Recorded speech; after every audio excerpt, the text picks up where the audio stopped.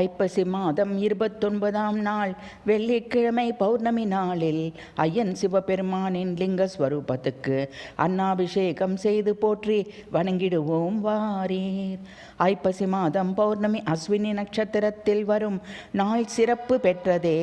ஐப்பசி பௌர்ணமியில் சந்திர பகவான் தன் சாபம் முழுமையாக நீங்க பெற்று முழு ஒளி வெளிவிட கூடிய நாள். நவகிரகங்களில் ஒரு வாரனான சந்திரனுக்குரிய தானியம் அரிசி, அஸ்வினி நட்சத்திரக்குரிய பொருள் அன்னம் இரண்டும் சேர்ந்து வருவதால் ஐப்பசி பௌர்ணமி அன்று மட்டும் வருடத்துக்கு ஒரு முறை சிவபெருமானுக்கு அன்னாபிஷேகம் நடத்தப்படும். ஆகம விதிப்படி சிவனுக்கு நடத்தப்படும் அபிஷேகங்கள் அனைத்தும் 24 நிமிடங்கள் நிறைவு செய்ய வேண்டும். ஆனால் ஐப்பசி பௌர்ணமி அன்று நடத்தப்படும் அன்னாபிஷேகம் மட்டுமே 1.5 மணி நேரம் சிவபெருமானின் திருமேனியை அலங்கரிக்கும். நிலத்தில் விளைந்த நெல் அரிசியாகிறது.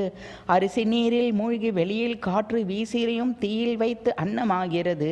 எனவே அன்னமும் பஞ்சபூதங்களில் சேர்க்கையாகிறது. இந்த அன்னத்தை அபிஷேக நிலையில் இறைவன் சிவபெருமானின் திருமேனி முழுதும் சாத்தி நாம் வழிபடும் ஐம்பூதங்களும் அவருள் அடக்கம் என்பர்.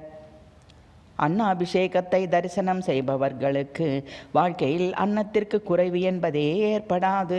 இதை கண்குளிர தரிசிப்பவர்களுக்கும் சொர்க்கம் நிச்சயம்.